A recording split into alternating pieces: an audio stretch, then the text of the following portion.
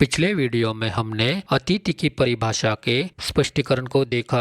उसकी link description box में दी गई है। इस वीडियो में हम राजसूय यज्ञ के विस्तृत विवरण को देखेंगे। शतपथ ब्राह्मण के अनुसार राजसूय यज्ञ करने से व्यक्ति राजा बन जाता है। इस प्रकार अधिकांश वैदिक ग्रंथों में राजसूय यज्ञ की अत्यधिक प्रशंसा की गई है। राजसूय एक लंबी अवधि तक चलने वाला यज्ञ है। यह यज्ञ केवल क्षत्रिय द्वारा किया जाता है। राजसूय करने से व्यक्ति राजा होता है तथा वाजपेय यज्ञ करने से सम्राट होता है। राजसूय की समाप्ति के एक मास उपरांत सूत्रमणि नामक इष्टि की जाती है। राजसूय या शाही उद्घाटक समारोह को 3 अलग अलग भागों में बांटा गया है। पहला भाग प्रारंभिक बलिदानों की एक श्रृंखला, दूसरा भाग अभिषेक या छिड़काव या अभिषेक समारोह और तीसरा भाग अभिषेक के बाद के कई समारोह। सबसे पहले पवित्रा नामक एक शुद्धिकरण समारोह होता है और अगले 1 वर्ष तक 4 मौसमी प्रसाद यानी चातुर्मास का पालन किया जाता है। चातुर्मास्य समाप्त करने के बाद कुछ और इष्टियां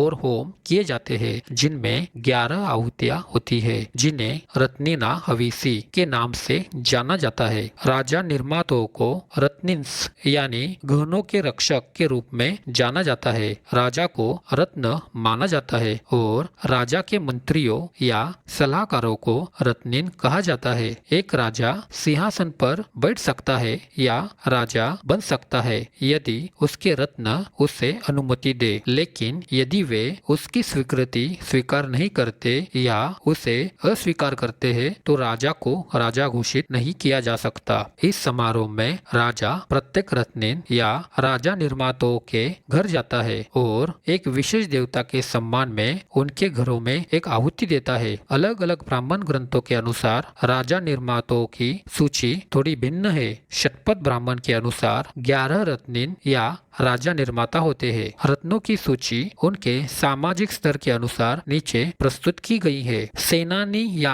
कमांडर इन चीफ, पुरोहित या पारिवारिक पुजारी, यजमान यानी छत्र, शासक, शक्ति यानी राजा, मुख्य रानी या पवित्र रानी जिसे महिषी के नाम से जाना जाता है, सूता यानी क्रॉनिकलर या कोर्ट मिनिस्ट्रेल, ग्रामणी या गांव का मुखिया, शत्रु या चेम्बरलेन, संग्रहित या कोषाध्यक्ष, भगदुघा या कर संग्रह करता, पासों का रक्षक और गोवी कर्तन या शिकारी, पलागला या कुरियर। मैत्रा यानी संहिता के अनुसार राजा निर्माताओं को राजा का अंग माना जाता है क्योंकि जिसके रत्निन शक्तिशाली होते हैं उसका राज्य भी शक्तिशाली हो जाता है। रत्निनों की उपयुक्त सूची में से राजा, छत्र और अक्षवाप और गोवी कर्तन को छोड़कर प्रत्येक रत्निन के घर जाते हैं जिनके लिए शाही महल में प्रसाद बनाया जाता है। अग्नि, बृहस्पति, इंद्र, आदिति, वरुण, मरुत, सवित्र, अश्विन आदि देवताओं को प्रसाद चढ़ाया जाता है। राजा द्वारा अपने रत्निनों को दिया जाने वाला यह प्रसाद बहुत महत्वपूर्ण होता है। वास्तव में यह अनुष्ठान रत्निनों का पक्ष जीतने के इरादे से किया जाता है। प्रसाद से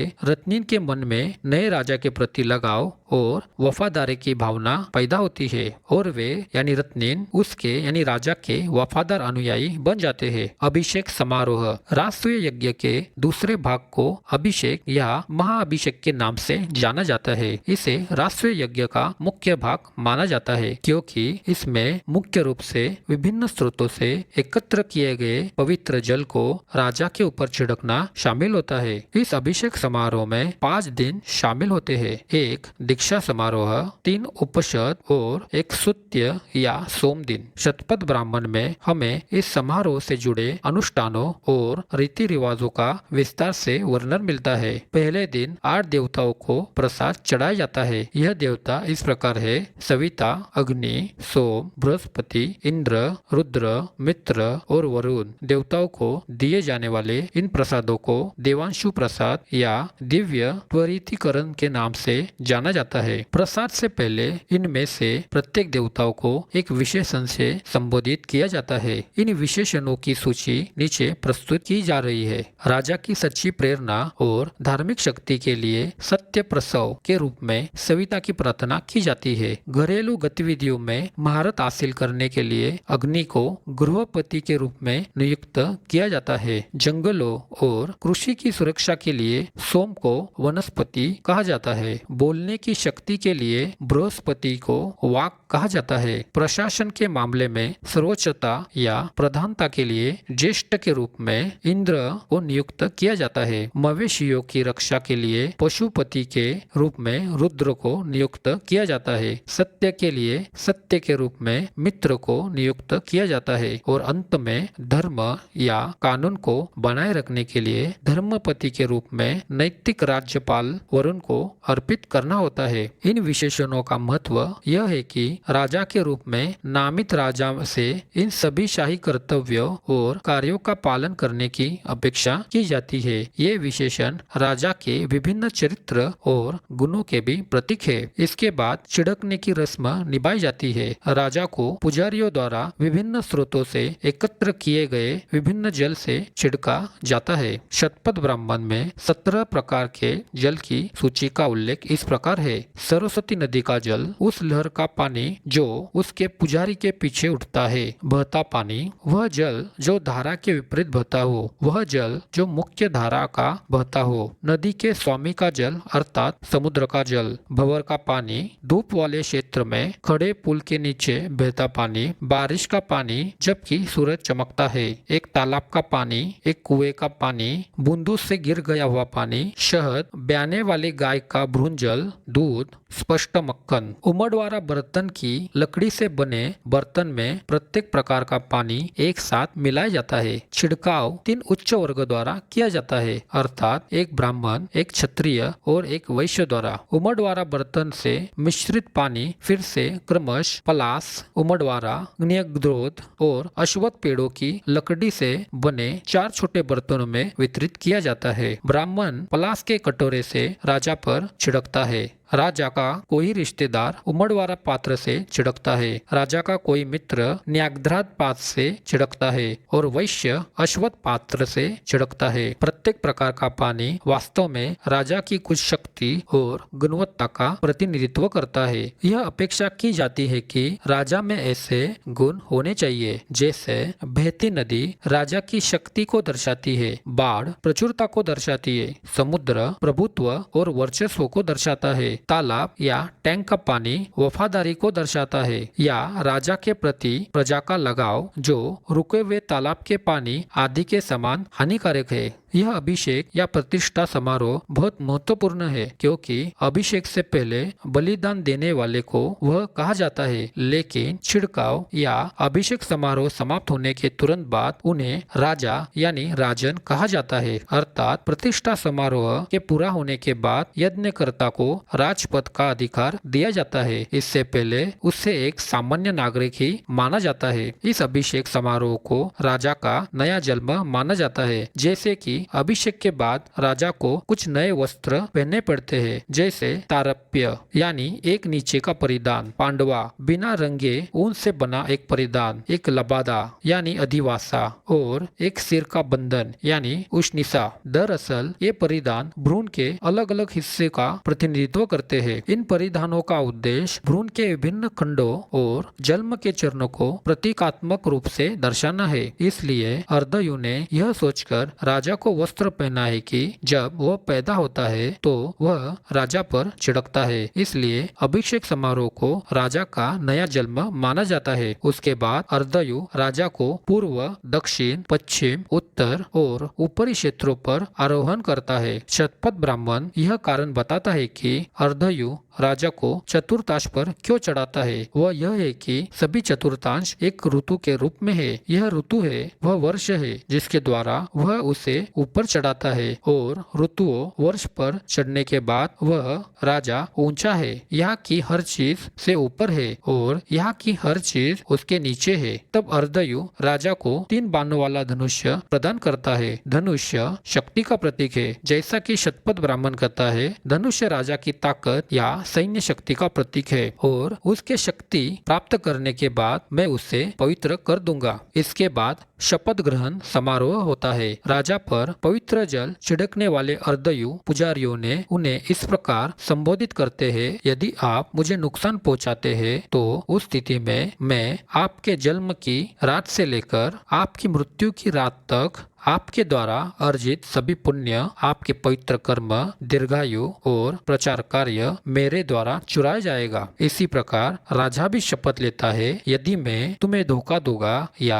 तुम्हें झूठा भुगतान करूंगा तो क्या मैं अपने सभी पवित्र कर्मों, धार्मिक संस्कारों, अपनी स्थिति, जीवन और यहाँ तक कि अपनी संतान का पुण्य भी खो दूंगा। तब राजा बाघ की खाल पर कदम रखता है। राजा को मृत्यु से बचाने के इरादे से उसके पैर के नीचे एक छोटी सोने की प्लेट रखी जाती है। जैसे सोना अमर जीवन का प्रतीक है, अतः अर्धयु उसे दोनों ओर से अमर जीवन से आच्छादित कर देता है। राजा के लिए बाघ की खाल पर खरीदा की लकड़ी से बना सिंहासन स्थापित किया जाता है। बाघ सभी जानवरों का राजा है, इसलिए राजत्व के चिन्ह के रूप में सिंहासन के नीचे बाघ की खाल बिछाई जाती है। सिंहासन शाही गरिमा और शक्ति का प्रतीक है, यह प्रभुत्व का प्रतीक है। अभिषेक के बाद राजा बाघ की खाल पर 3 कदम बनाता है, जो पृथ्वी, स्वर्ग और ऊपरी क्षेत्रों पर विष्णु के 3 कदमों का प्रतिनिधित्व करता है। राजसूय यज्ञ या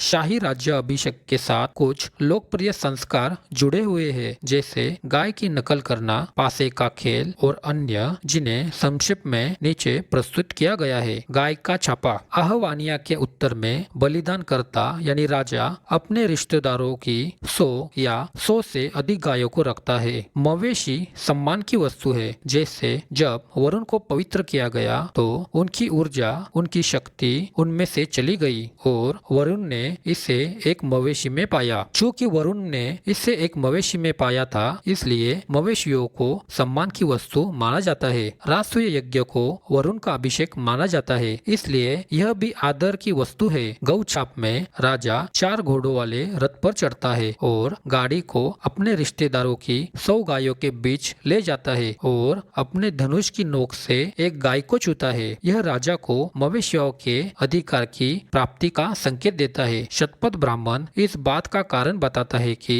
राजा अपने रिश्तेदारों के बीच में अपना रथ क्यों रोकता है। जो कुछ मनुष्य से दूर जा रहा है, चाहे वह प्रसिद्ध हो या कुछ और, वह सबसे पहले उसके रिश्तेदार के पास चला जाता है। वह ऊर्जा या शक्ति वह अब अपने रिश्तेदार से वापस अपने पास ले लेता है। यही कारण है कि वह अपने रिश्तेदार की गायों के बीच रुक जाता है।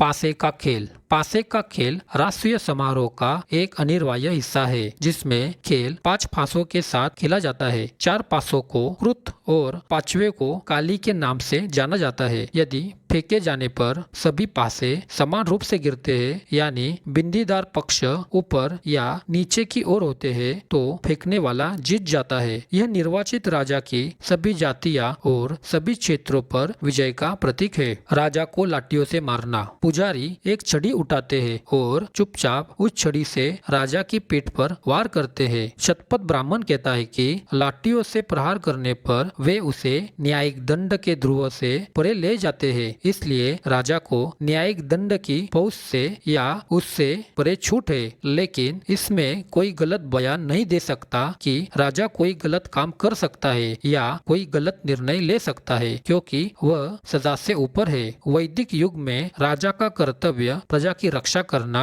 और उनके कल्याण के लिए कार्य करना था। शतपथ ब्राह्मण में दुष्य ऋतु पोमसायन नाम के राजाओं का विवरण मिलता है, जिन्हें अपनी प्रजा के साथ दुर्व्यवहार और दुराचार के लिए अपने राज्य से निष्कासित कर दिया था। बलि की तलवार सौंपना। ब्राह्मण यज्ञ की तलवार राजा को सौंप देता है। बलि की तलवार को वज्र माना जाता है। ब्राह्मण उस वज्र के द्वारा राजा को ब्राह्मणों से कमजोर तथा शत्रुओं से अधिक शक्तिशाली बना देता है। इस प्रकार राजा बलि की तलवार अपने भाई को सौंप देता है, जिससे राजा अपने भाई को अपने से कमजोर बना देता है। इस प्रकार राजा का भाई उसे सूत को सौंप देता है। फिर सूत या राज्यपाल इसे ग्रामणी को सौंप देते हैं और फिर ग्रामणी इसे किसी जनजाति के व्यक्ति को सौंप देते हैं। इस प्रकार राजा उसे दूसरों से अधिक शक्तिशाली बना देता है। वास्तव में अभिषेक समारोह से जुड़े ये सभी अनुष्ठान सीधे तौर पर उस अद्वितीय महानता को दर्शाते हैं जो हर राजा के पास होनी चाहिए। राष्ट्रीय यज्ञ के तीसरे भाग में दशपेय का प्रदर्शन सबसे पहले आता है। इसे इसलिए कहा जाता है क्योंकि इस समारोह के दौरान राजा सहित 100 लोग 10 लोगों के समूह के साथ 10 कप सोमरस पीते हैं। इस प्रकार 10 का अर्थ 10 और पेय का अर्थ पेय पदार्थ है। यह वास्तव में अग्निष्टोम का एक संशोधन है। अभिषेक समारोह के 10वें दिन के बाद दासपेय समारोह पूरा किया जाता है। इस समारोह का वंशावली महत्व है क्योंकि साइनाचार्य इसका शाब्दिक अर्थ देता है। इसके प्रदर्शन के दौरान बलिदान कर्ता को अपने दादा और उसके दादा का नाम पुकारना होता है और इसी तरह 1 वर्ष के बाद केशवपनीय शुरू होता है। यह संयम का काल है। इस अवधि में यज्ञकर्ता अपने बाल नहीं कटवाता। शतपथ ब्राह्मण इसके पीछे कारण बताता है कि बाल काटने पर वह उस महिमा को अपने ऊपर से गिरा देगा और उसे मिटा देगा। इस कारण वह अपने बाल नहीं मुंडाता। उसके बाद यज्ञकर्ता सौत्रामणि का अनुष्ठान करता है जो सोम रस के सेवन से हुई किसी भी ज्यादती के लिए प्रायश्चित संस्कार है। फिर त्रैधातवी के नाम से जानी जाने वाली समापन आहुति दी जाती है जो राष्ट्रीय यज्ञ के अंत का प्रतीक है। विभिन्न कालखंडों के राज्याभिषेक समारोह का संक्षिप्त विवरण नीचे प्रस्तुत किया गया है। पृथु का राज्याभिषेक। वेन के पुत्र पृथु के राज्याभिषेक की शपथ का महाभारत में स्पष्ट उल्लेख है। शपथ इस प्रकार है: वैदिक आदेशों का पालन करना, दंडपति के नियमों के अनुसार कार्य करना, कभी भी कानून के नियमों का उल्लंघन नहीं करना, ब्राह्मणों का अपमान नहीं करना और ईमानदारी से लोगों की सेवा करना। राजा वेन को दिलाई गई शपथ का भी उल्लेख महाभारत में मिलता है। उन्होंने धर्म पूर्वक शासन करने की शपथ ली थी। राज्याभिषेक की शपथ के बाद राजा को स्थापित कानून के अनुसार कार्य करना पड़ता है। शपथ ने उसे कानून के दायरे में ला दिया और उसे मनमानी की कोई गुंजाइश नहीं दी। मनु के अनुसार राजा में कुछ देवी तत्व होते हैं। राजा सचमुच मनुष्य के रूप में एक महान दैवत्व है। वह प्रजा का रक्षक है। हर्ष का राज्याभिषेक। हर्ष या हर्षवर्धन एक भारतीय सम्राट थे जिन्होंने ईस्वी सन 606 से 647 तक उत्तर भारत पर शासन किया था। वह प्रभाकर वर्धन के पुत्र और राज्यवर्धन के छोटे भाई थे। राज्यवर्धन की बहन राजश्री का विवाह मौकरी राजा ग्रहवर्मन से हुआ था, लेकिन कुछ साल बाद मालवा के राजा देवगुप्त ने ग्रहवर्मन की हत्या कर दी और विजेताओं ने राजश्री को जेल में डाल दिया था। तब राज्यवर्धन ने देवगुप्त के विरुद्ध चढ़ाई की और उसे मार डाला, लेकिन अपनी राजधानी लौटते समय राज्यवर्धन को गौंड के राजा शशांक ने धोखे से मार डाला। जब हर्ष ने अपने भाई की हत्या के बारे में सुना तो उसने राज्यवर्धन के हत्यारे से बदला लेने का वादा किया। इसी बीच हर्ष का राज्याभिषेक समारोह सोने और चांदी के खड़ों में रखे पवित्र जल को छिड़क कर किया गया था। वह बाघ की खाल से ढके सिंहासन पर बैठे थे और उनका पूरा शरीर सफेद चंदन के लेप से रंगा हुआ था। इस प्रकार उनके संपूर्ण युद्ध हथियार भी सफेद चंदन के लेप से रंगे हुए थे। फिर राज्याभिषेक समारोह के बाद हर्षवर्धन विश्व विजय के लिए निकल गए थे। अग्नि पुराण में राज्याभिषेक अनुष्ठान। अग्नि पुराण में वर्णित राज्याभिषेक समारोह लगभग वैदिक साहित्य के समान है। अग्नि पुराण में राज्याभिषेक समारोह में राजा पर पवित्र जल छिड़कना, उसके सिर पर मुकुट रखना, उसे जानवर यानी बाघ की खाल से बने गधे पर बिठाना, नए राज्याभिषेक के लिए उच्च अधिकारियों और मंत्रियों का परिचय देना भी शामिल है। राजा पुजारियों को विभिन्न प्रकार के उपहार, राज्याभिषेक जुलूस और राजधानी की मुख्य सड़कों के माध्यम से सैन्य परेड और उपहार देने के बाद जुलूस की वापसी और समारोह का अंत, इसका उल्लेख है। उक्त पुराण के अनुसार केवल ब्राह्मण ही राजा का अभिषेक कर सकते हैं, लेकिन यह स्वतंत्रता 4 वर्णों अर्थात ब्राह्मण, क्षत्रिय, वैश्य या शूद्र तक फैली हुई है। राजा के प्रति उनका समर्थन और वफादारी निर्वाचित राजा की स्थिति को मजबूत करती है। अग्नि पुराण के अनुसार राजा का औपचारिक राज्याभिषेक उसके राज्यारोहण के 1 वर्ष के भीतर किया जाता है। महाकाव्य युग में राज्याभिषेक समारोह भी किया जाता था। अयोध्या के राजा के रूप में राम का राज्याभिषेक तब हुआ जब वे 14 वर्ष के वनवास के बाद राजधानी शहर लौटे। उनके समारोह में ब्राह्मणों, मंत्रियों, क्षत्रियों, वैश्यों और अन्य सदस्यों सहित सभी जातियां शामिल थी और इन्होंने समुद्र और नदियों से खरीदे गए पानी को राजा राम के ऊपर छिड़का और उनके सिर पर मुकुट रखा। राजा युधिष्ठिर का राज तिलक भी इसी प्रकार किया गया था। महाभारत में दर्ज है कि इस समारोह में ब्राह्मणों, भूमि के मालिकों, क्षत्रियों, वैश्यों और अन्य जातियों के प्रतिनिधियों को भी आमंत्रित किया गया था। शाही सभा में देश के विभिन्न भागों से राजा उपस्थित थे। इस तरह से हमने राजसूय यज्ञ के विस्तृत विवरण को देखा। ऐसी और अधिक जानकारी पाने के लिए हमारे चैनल को जरूर सब्सक्राइब करें। धन्यवाद।